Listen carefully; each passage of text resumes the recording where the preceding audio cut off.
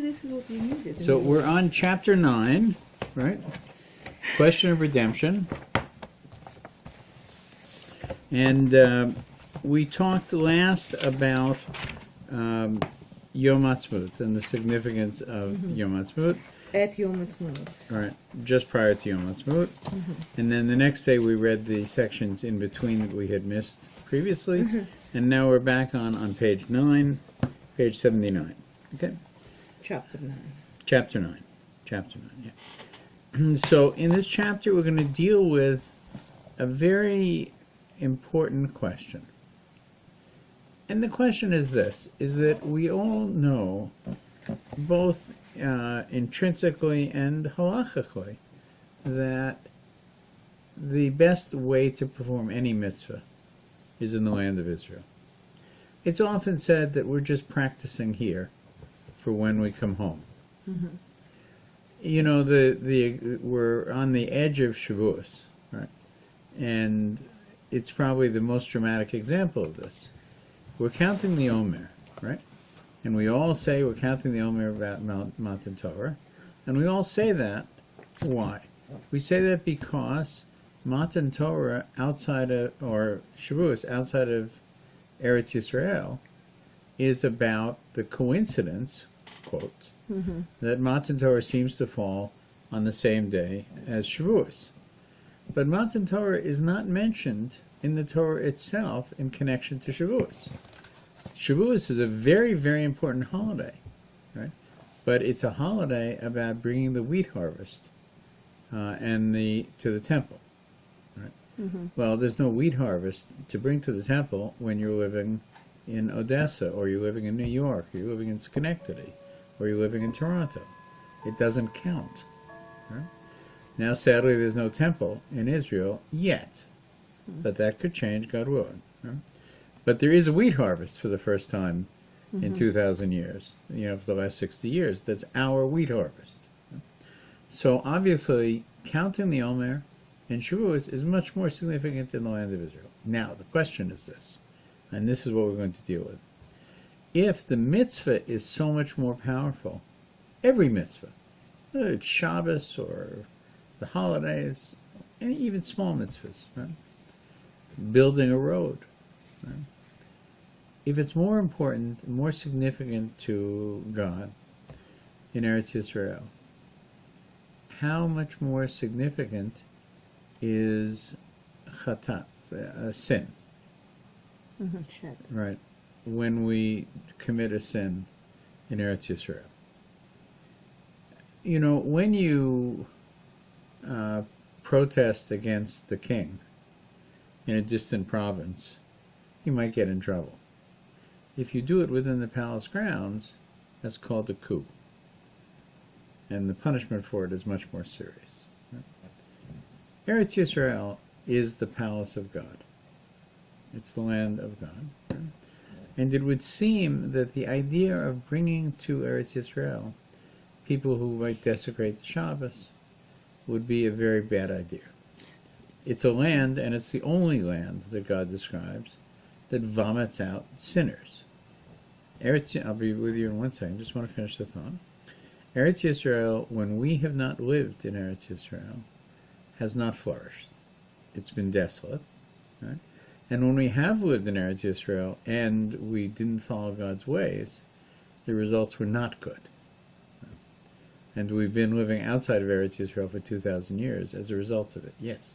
I think we learned that land of Israel have a quality not of inanimate object, but animated It's object.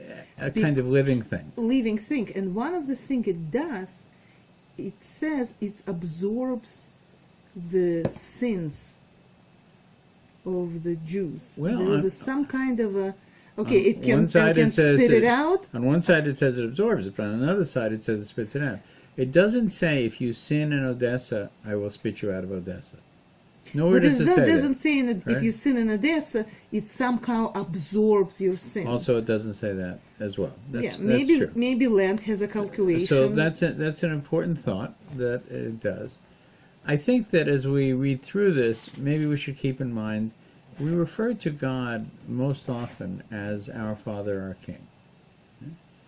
So you have to ask yourself, how does a king feel when his subjects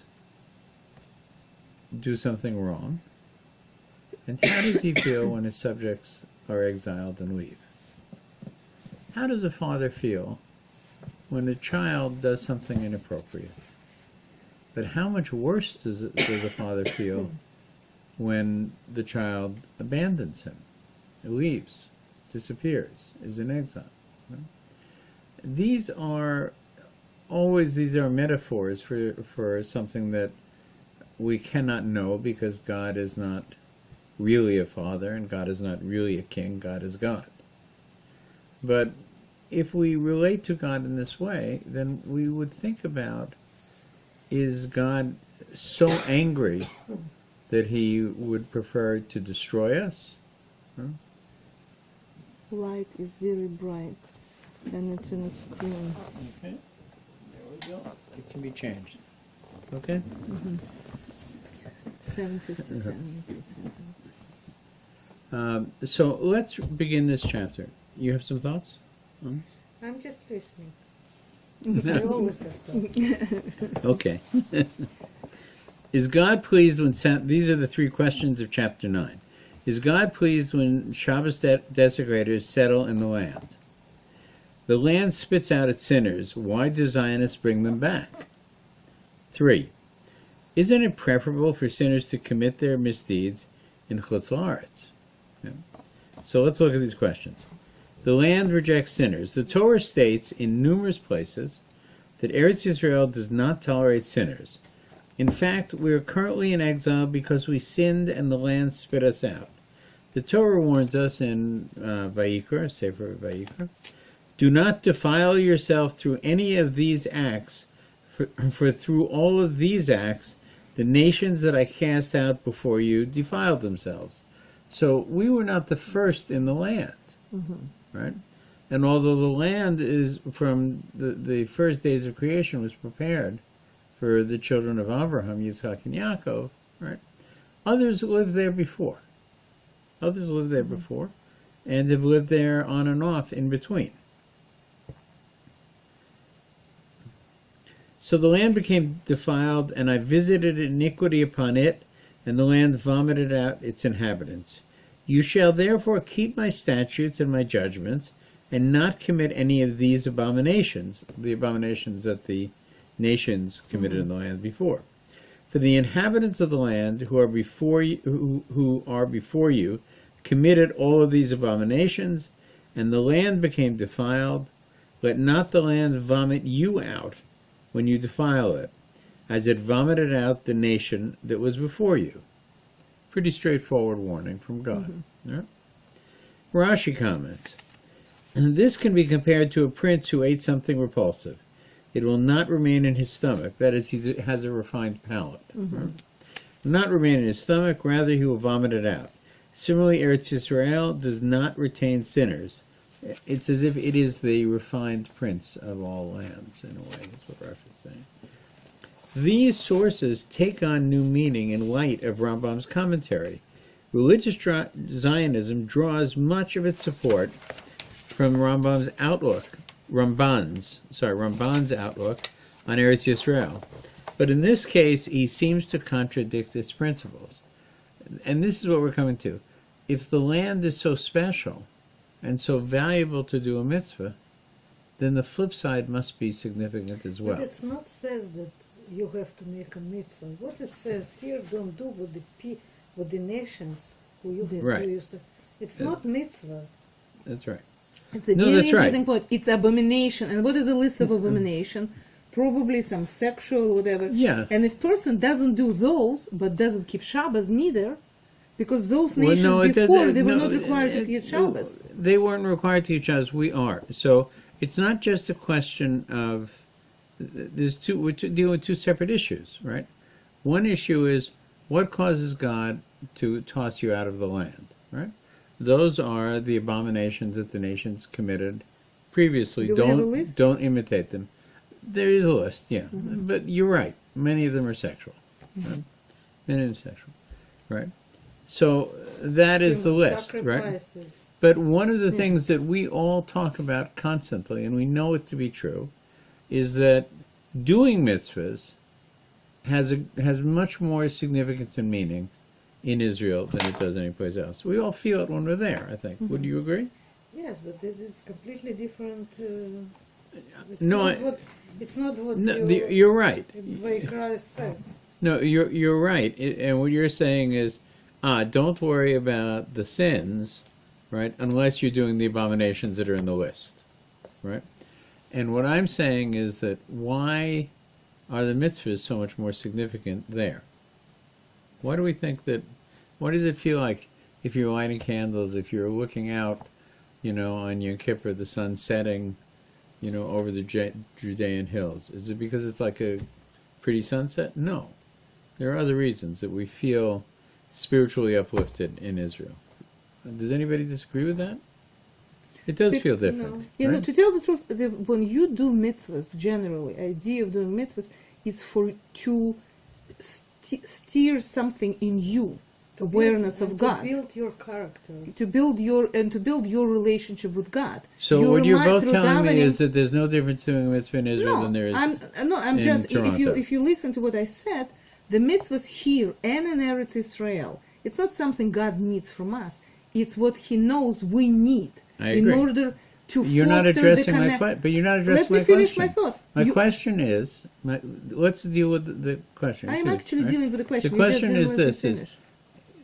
when you do a mitzvah, right? Do you feel it is exactly the same in Thornhill as it is in Eretz Yisrael? Let me put this way: when I do mitzvah in Thornhill, the moment I do mitzvah connects me to God. When I'm in Eretz Israel, eating falafel connects me to God. Maybe not even mitzvah. Of course, eating falafel is a mitzvah. Okay, right? You're eating kosher food. Looking in the land of at the Israel. flower, getting a sense, looking at the. It was a tremendous experience I had at the kever somewhere when I saw the little candles, tea lights were lit in some kevers next to Miron, and the little ant was crawling, and I thought, wow, this ant has a merit of living, next to this area and living in Israel, and I'm just, What's the merit? The merit being connected, the connection to God feels stronger, not through mitzvah. Why Maybe I don't know why. No, it's the mitzvah of Yeshuv Eretz Yisrael. Maybe because this mitzvah of settling the land Yeshuv of Israel, so it but is. you're not keeping Shabbos, for example. This ant is connected to land But there's of an Israel. ongoing, that when a person wears tzitzit, right? He's fulfilling a mitzvah all day long of wearing tzitzit, right? If a person has a bris, they're fulfilling a mitzvah 24/7, right? Of it, right? So the mitzvahs are not necessarily an act of making a bracha, right? There is a mitzvah of Yeshuv Eretz Yisrael, of settling the land of Israel, right? And, when you're eating falafel in the land of Israel, right, you are fulfilling that mitzvah. And right? Rambam If you make the was bracha, lamenting how much about more? not being Right. able to do this mitzvah. So the question is, why? Why is eating a falafel in Eretz Yisrael different than eating a falafel in Thornhill? I come back to the same question. Because I think it's because you're closer to the purpose of why you're chosen. Being in Eretz Israel and eating, and let's put it this way, simple, eating it's right from the Israeli-made products that Israeli agriculture produced. This is what makes you so special. in Eretz Israel. That's supporting Israeli agriculture. It's not just Israel. Right. It's just They what say was, that what we're supposed as a Jews to be. What is our purpose? You tell me. To wake up in the morning and to put tefillin? Yes, but it's Sure. not the main purpose. What's the purpose? The main purpose to be Am Sgula. It means to be nation that the another nations would look and say, this is what I want. Okay. If they can do it the right way, so we can do it the right way. So why can't we do that in Thornhill? Because you need nation. You Ah, need land. Okay, so there's... Community cannot change. So you could do this in, say, Uganda, if you had your own No. nation. No. No? No, because in Torah, it's our land. It's three things. It's a land, it's a people, and it's time, usually Okay. for all holidays. Okay, so time and people can exist anywhere in the world, But land Yeah. is only one. but land is unique to Israel. Yeah. Okay. So there is something about the land that fills in, according to your calculation, at least a third requirement. of the process of spiritual fulfillment and God's plan. Right? To be a light unto the nations, you have to have a nation, and we sense from the Torah that that nation should be Israel. Should The be land, physical should be settled in the- physically should be Israel. Okay. So the question is this. So I think you're all making an argument that there's nothing, and by the way, Rambam and Ramban argue on this. There's nothing actually that significant. Okay, Israel is more valuable than Uganda, right? But if we had sovereignty in Uganda, maybe it would work too. Rambam and Ramban discuss They Uganda? discuss they discuss the nature of Eretz Yisrael, you know, as whether it's a spiritually different from other lands. But why should we live in Uganda? Each nation got their own country from God. People who So, live in Uganda, They should be living in Uganda. they But live what in I'm saying is Uganda. that- Why should we live? We got our land from God, and it's Eretz Israel. no, but my question is this, and I'm trying to understand your thoughts. Is it simply, well, this is the piece of land that I gave to you, so you should live there, right? Or is it that you are a unique people, there are unique times in the world, and this is a unique piece of land that I, God, have invested something into this piece of land that makes it unique? Or is it just, a piece of desert hill that you can water and maybe everything will work It out is okay? unique land, and you could see it in 2,000 years, that only when Jews came back, it started to give produce. Okay, so, and It just shows you that it's probably Right. something in this land, and it's probably something in our connection to this land. okay, so this is it is like pulling teeth with you guys today. So why? But my point is that if this land is unique, that is to say, if God, for instance, has his eye on this land from the beginning of the year to the end, which is what the Torah tells us to be true, right? It doesn't say that about downtown Kampala. It says it about the land of Israel. Right? Abraham is supposed to walk the length and the breadth of it. This I will give to you. Right? It's not a big land. It's not a particularly fertile land. Not a lot of oil or uranium in it. Right? But there's something special in it, it seems. Does anybody disagree with that? No. Okay. Right. That special thing is actually not, the rich soil of Eretz Yisrael. It's not rich soil. We know that. It's actually Right? very rich. It's very demanding. It's very demanding. And the Jews who have made the desert bloom again, right, did not do it simply by, davening. That was certainly part of it. But they also, plowed the land and fertilized it and gave it water and nurtured every single plant. You see it. You look at plants in Israel and you feel like you're looking at something that is almost human, the way people are caring for these little things, each one having its little drop irrigation. And this is actually not unique to our time. Shlomo Melech developed many of these things too, right?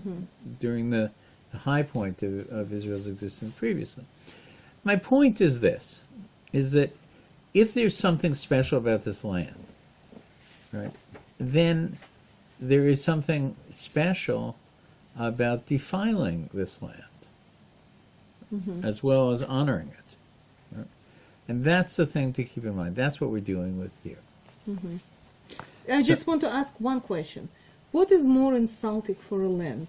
When people dismiss it, people don't care, like land was given and nobody cares to take ownership of it, or when people, water it with their blood, sacrifice their life for a land, work it. I think you know the answer. Yeah, my Right. point is people saying, oh, land, whatever. So Or people say, this is a land, this is a historic or not historic, or it's our yeshuv and we're growing and it supports our... or But it still- is a gift given to us. Many nations, for 2,000 years, they used to live on this land. Right. And people, they have to eat. They grew something there. You have to grow something to eat it. By the way, we know the history is not that many people lived there during those 2,000 years. Okay, but You know. still you have to eat something. And we didn't see such a fields with wheat and No, there have been olive trees for a very long time. They're very that's ancient it. olive They trees. can It's not survive enough. without Different them. things. What I'm saying is that it was not a land that flourished. We know the history of the land.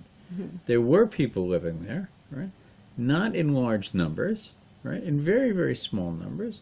And whether they were fed because they imported food from Syria or from, from Turkey, I don't know, right? It was clearly not a place of industry of agriculture during the times that we weren't there.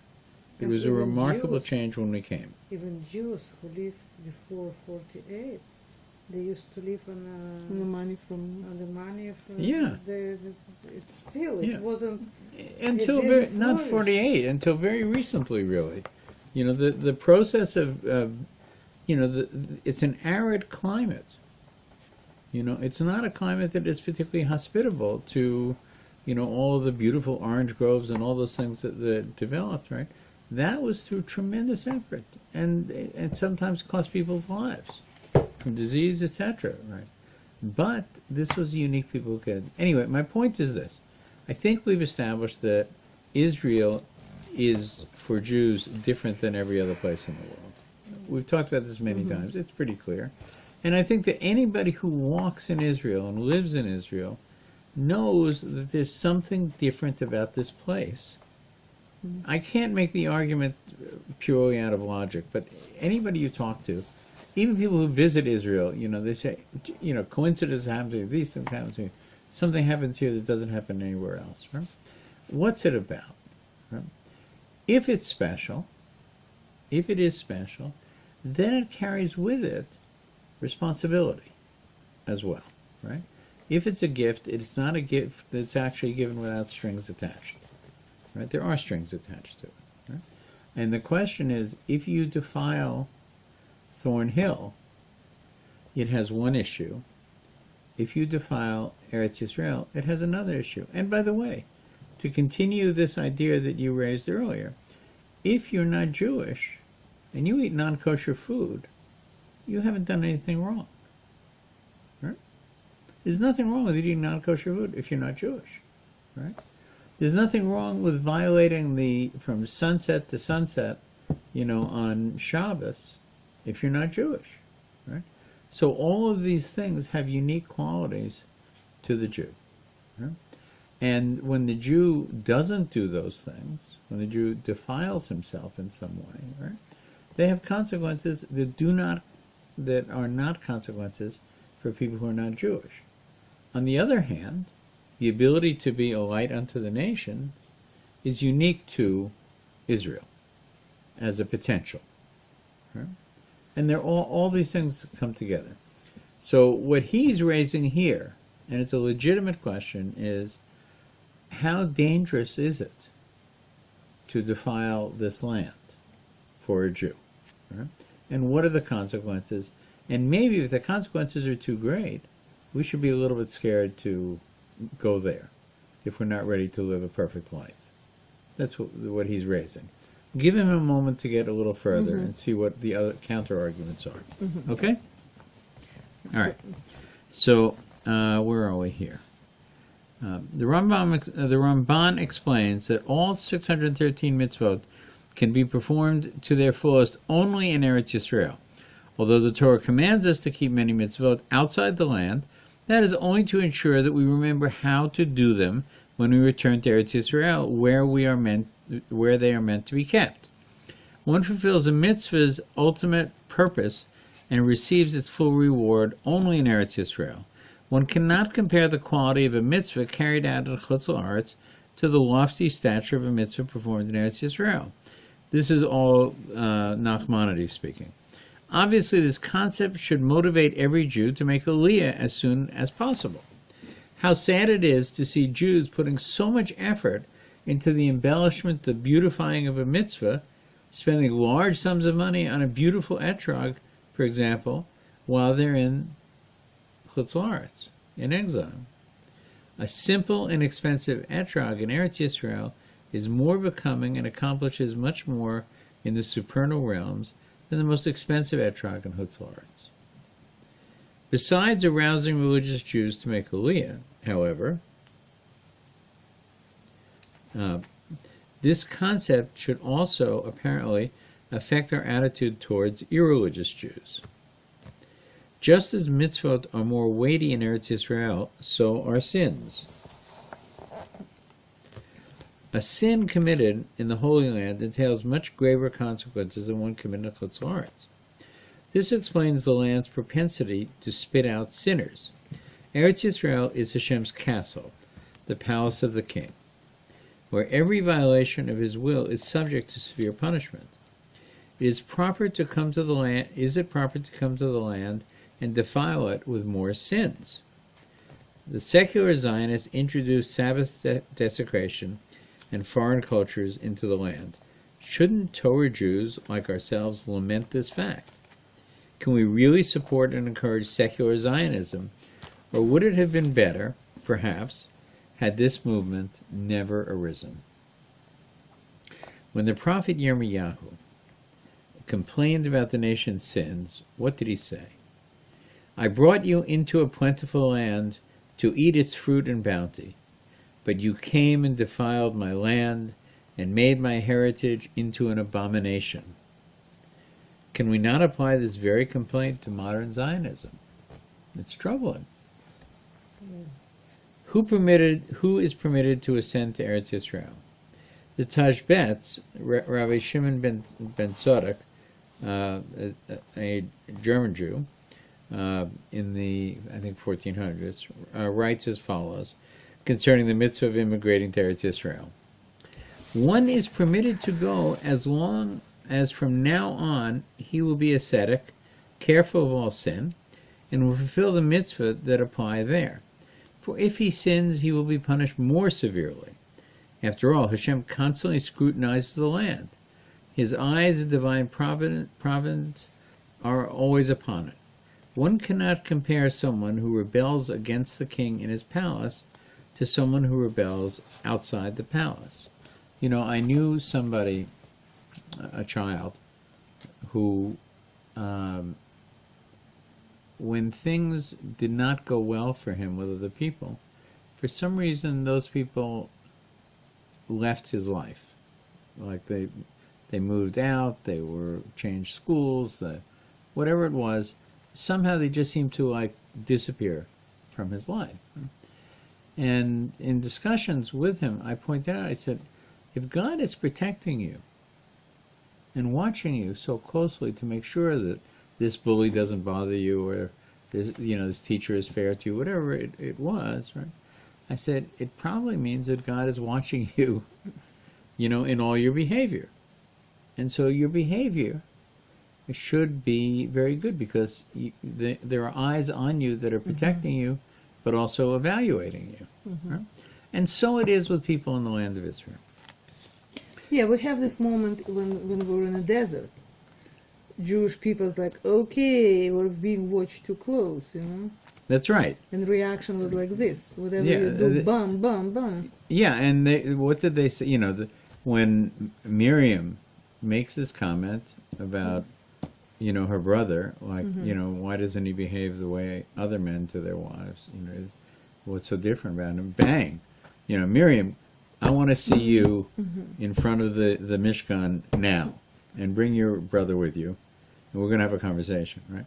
We know that we go through life with making quite serious mistakes, right? And God doesn't seem to have that kind of focus on us. Now, the Jews in the desert said, we prefer a little less focus.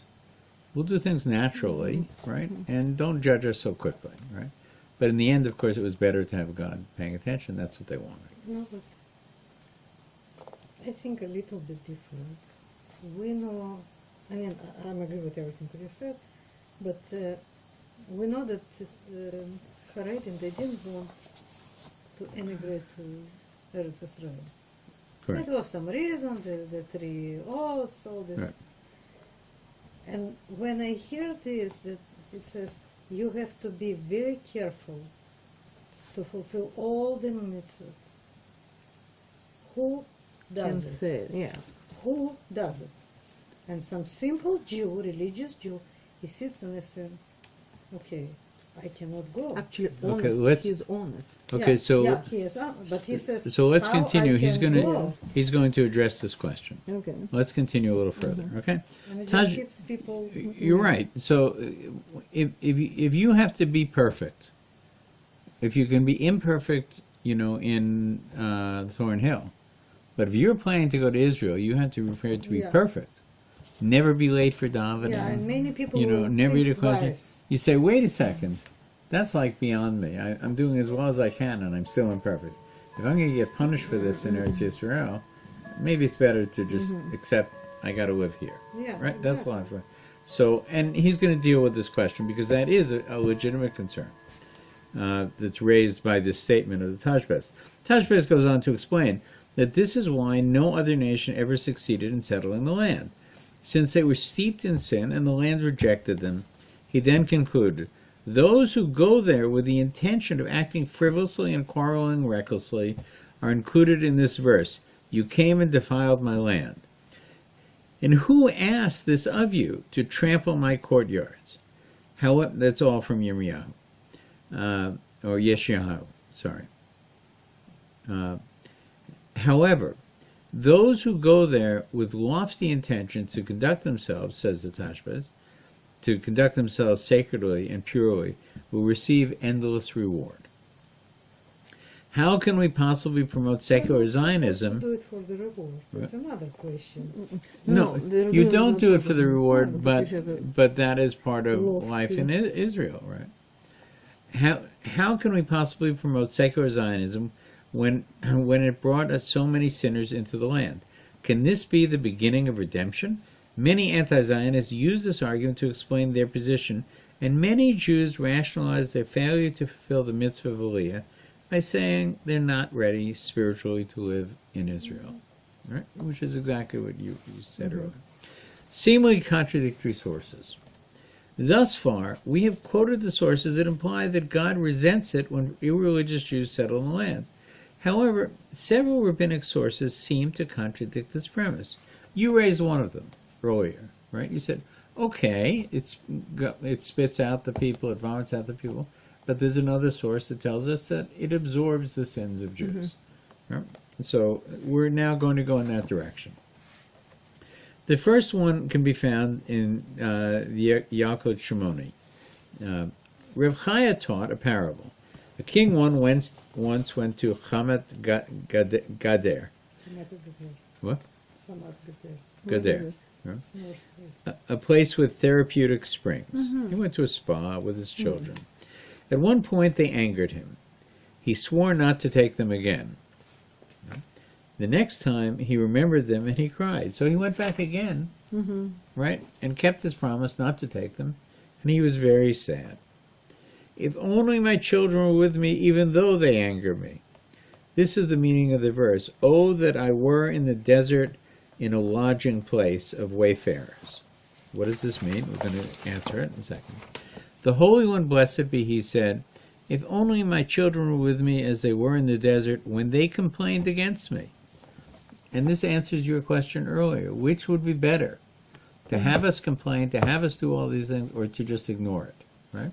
And we know this is always true. A child prefers a reward, and second is a punishment.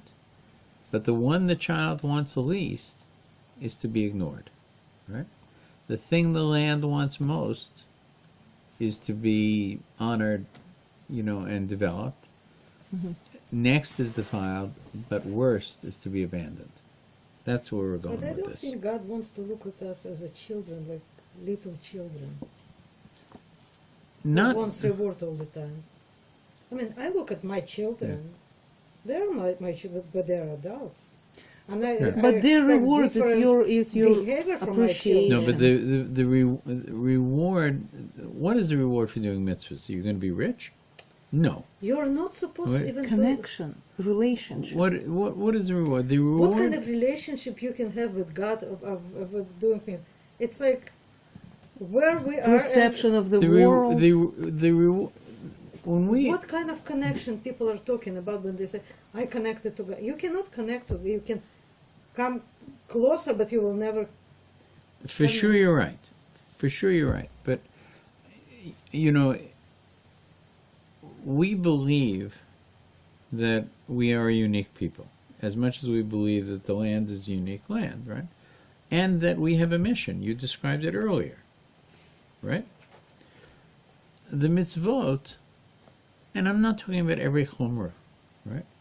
But I'm talking about God's goal for how the Jewish people should live with each other, right? What kind of nation they should create, right? Is supposed to be a blueprint, as you pointed out, for other nations to say, well, maybe there are things that we can learn from this and do that make our life better. And we're supposed to be that prototype. Right? Can I At the just end of- interrupt? Let me just finish the thought, right? The mitzvot, right, are not simply, okay, let's make sure that we give tzedakah today, right? Because we're training ourselves to give tzedakah. No, the idea is the Jewish people, as a result of the mitzvah of tzedakah, have become the most generous and most charitable people and most outgoing, and the nation itself, devotes more time to healing other nations than countries that are 100 times more powerful and bigger than Israel is. Where does it come from? It actually comes from the mitzvah of tzedakah. It comes from the mitzvah of visiting the sick. It comes from all of those things. So I'm not talking simply about, well, you're going through the motion. You're actually, when we do mitzvahs, right, we're doing them to train ourselves, our consciousness, to act in a way that is the example that God is looking for from us. He doesn't ask everybody to do these things, right? But he has a group of people who he's saying, do these things, right? Ingrain this in you, right? Now, does it always work? And I don't think it does. But I think much of it in our national character is a result of thousands of years of trying to do the will of God as it's laid out for us. I think it's very much part of who we are. Social network, which is a new thing in Western world, it actually was norm for Jews. The idea that you have to take care of a weak, of a widow, of the orphan, of a Levite, it's being drilled into the consciousness, into the gear, That's right. Why? Because it's a right thing to do. It's a righteous thing to do. And even if you don't feel like doing, people still do it because it's a right thing to do. Even given the plagues or whatever, do it. And by that, creating the kind society. When widows not left, on a... That's right. A sense of responsibility to others. Yeah. So in this story, it But says, you're talking about right thing to do. What I cannot understand, why people will ask for something to get from doing mitzvah. You're not supposed even to think about this. No, but No, sometimes it's not what you get for yourself. You can see some Satisfaction. people, they organize Tehillim groups. We're going to read and this person is going to be tremendous satisfaction, effort, whatever it is, to, By the to way, will. you're actually raising a but very I important. think it's a little bit You're raising a like very important point. idol Connie. worshiper. Yeah, that's right. You're raising a very important point. I'm When not you- saying, I'm sorry, because how I look at Tehillim, I think it's very personal. It's King David. He wrote when he had some crisis in his life, when he wanted, when he was on the height of his career. I don't know, and he wanted just to show to God appreciation and thank you. I think it's very, very personal. But because we can't And find when the you words, take we this use his Tehillim, words. and you say we're going to read it all together, and for this person to get better, it's like you're playing with God. I will read it, and you will make him healthy. So okay, so hold on for one second. Soon we have to end, but and we'll probably hold at the end of the sentence. But I want to say something. You're correct, right? When we view, and by the way, this is more prevalent, I believe, in Chutz La'aretz, in the diaspora, than it is in Israel, and I'll explain why. There's an idea that Judaism is a kind of tax, right? I have to daven 3 times a day, right? So I'm going to go 3 times a day. I'm going to go daven 3 times a day. That's my job. And God's job is to make sure that my family is well and that I earn a decent living.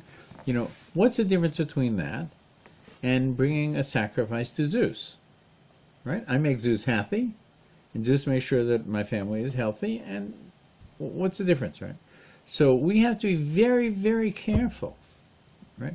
That's not what we're doing. You're right. When we say, God, here's the deal. So-and-so is ill, and I'm here with, 100 holy Jewish women, right? And we're saying Tehillim, and we're going to go through the whole book of Tehillim, 150 Psalms, in the next hour, right? We're all going to read separate Psalms and do it, right? And since we did this, you have to pay us back, right? By making this person well, right? So that's very dangerous thinking, right? And that's very dangerous thinking about every mitzvah, right? No. Why do we say Tehillim, right? We're saying Tehillim to try to connect with something very, very personal, very, very deep, right? That God should recognize our broken heart, our pain, our desire for this individual to be healed. God has the power to heal that person. Can I manipulate God? No. That's the danger of Kabbalists, it's right? very nice what Is- you're is saying, the but idea of actually- manipulating but God. Actually, But when all these groups, what they are doing, this is manipulation. No, But it doesn't you don't work. know what each person It just- feels. First of all, Person using words of King David because he found the right words. Because he's a prophet, he find the right words to. And when you read it, this is why I prefer to read it in language I understand. Yeah. To feel the pain and whatever, and please, please, please. They say that people who are being prayed for, they actually recover better. There is some kind of a statistic and whatever exists. Maybe because they have more friends, Maybe they feel better. We don't know what happened with those people. But I think the idea generally of prayer, why it's good to pray at the grave. We know that you're not praying to the dead. It's forbidden. But when you're there, you get your consciousness, you are more focused on the thought. It's much harder to, drift into something because you're there and you kind of, you sense that you're in presence of something big. if we don't think that we have a relationship with God, we make a very big mistake. And so what our sincere statements are, our sincere devotion, it should never be seen, hey, I'm cool, right? I got me and God, right? We're okay, right? I can have a conversation with God and straighten things out. It's not a problem, right? It's not that. Our awe of God is huge. Our fear of God is huge. Our fear of violating God's will is great. But the most important thing really, at the end of the day, is our love of God as we express it, and God's love of us, which we don't actually really see, per se. There is no quid pro quo. I do this and God does that. It doesn't work that way. Right? He is our God, we are his people. That's how it works. You can look through the arc of history and see both the pain and the glory of our people, right? And see that it is a unique relationship that exists, that no other nation has such a relationship, both for good and for pain. Right?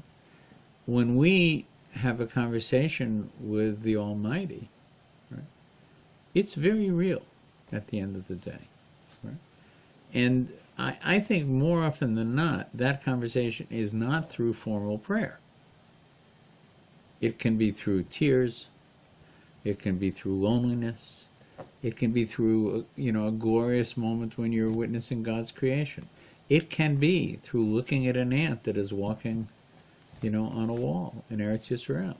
There are many things that stimulate those things in terms of our relationship with God. But we make a big mistake if we think, if I do this, God will do that, right? It doesn't work that way. It really doesn't work that way.